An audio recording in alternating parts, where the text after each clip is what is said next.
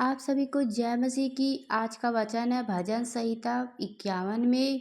तो आप लोग इस वचन को ध्यान से सुनिएगा। इस वचन के द्वारा परमेश्वर आप सभी को आशीष दे। पाप क्षमा के लिए प्रार्थना। तो यहाँ पाप क्षमा के लिए प्रार्थना के लिए परमेश्वर इस वचन को बताए हैं, समझाए हैं। तो आप सब इस वचन पे विश्वास करिएगा। परमेश्वर आप सबको आशीष दे। हे परमेश्वर, अपनी करुणा के अनुसार मुझ पर अनुग्रह कर। अपनी बड़ी दया के अनुसार मेरे अपराधों को मिटा दे।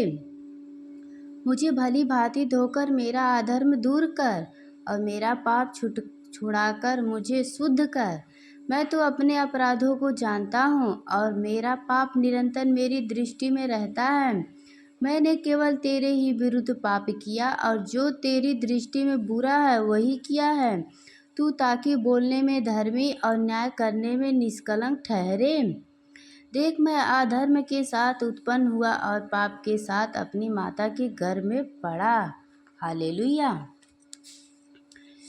देख, तू हृदय की सच्चाई से प्रसन्न होता है और मेरे मन ही में ज्ञान सिखाएगा।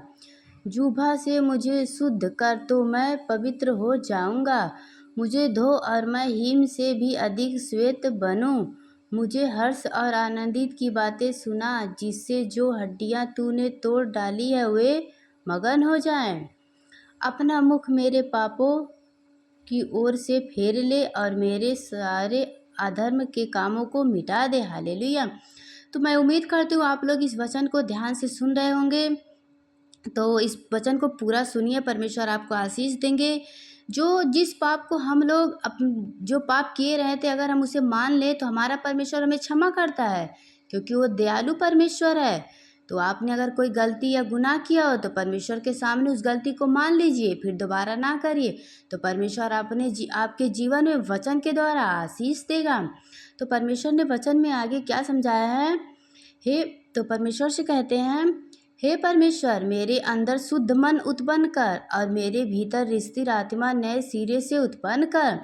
मतलब जब हम अपने पाप को मान लेते हैं, परमेश्वर हमें क्षमा करते हैं, तो परमेश्वर से कहते हैं, हे परमेश्वर, मेरे अंदर शुद्ध मन उत्पन्न कर और मेरे भीतर स्थिर आत्मा नए सिरे से उत्पन्न कर, ताकि हम कोई पाप या गुनाह ना करें, हमेशा पवित्रताई से जिए। ऐसा हमारा प्रभु हमें बना दे, हमारे मन को पवित्र कर दे।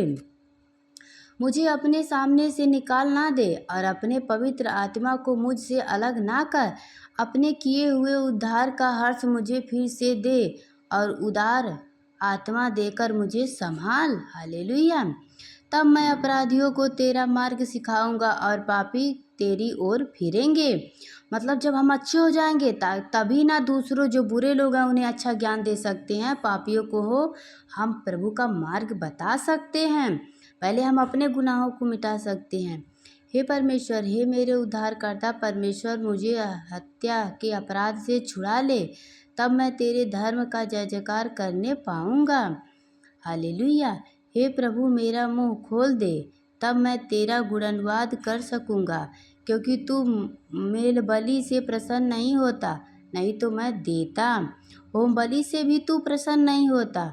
टूटा मन परमेश्वर के योग्य बलिदान है। हे परमेश्वर, तू टूटे और पिसे हुए मन को तुझ नहीं जानता। बिल्कुल, जो बेसहारा हैं, जिनका कोई नहीं है, जो टूट गए हैं, जो लाचार हैं, कमज़ोर है, उनका सहारा परमेश्वर है। उसे प्रभु तुझ नहीं जानते हैं।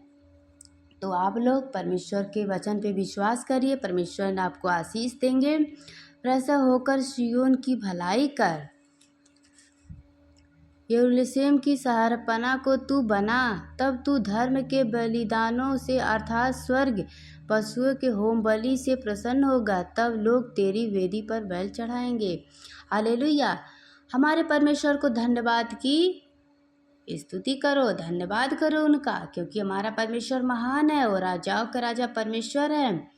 आप सबको इस वचन के द्वारा आशीष दे। हे हमारे पिता परमेश्वर प्रभु यीशु, आज जितने भाई बहन ने इस वचन को सुना है, इस वचन को अपने जीवन में ग्रहण किया, उन सबको आशीष दे मेरे परमेश्वर, और उनके विश्वास को मजबूत कर प्रभु यीशु। उनको और उनके परिवार को आशीष दे। God bless you. आमीन।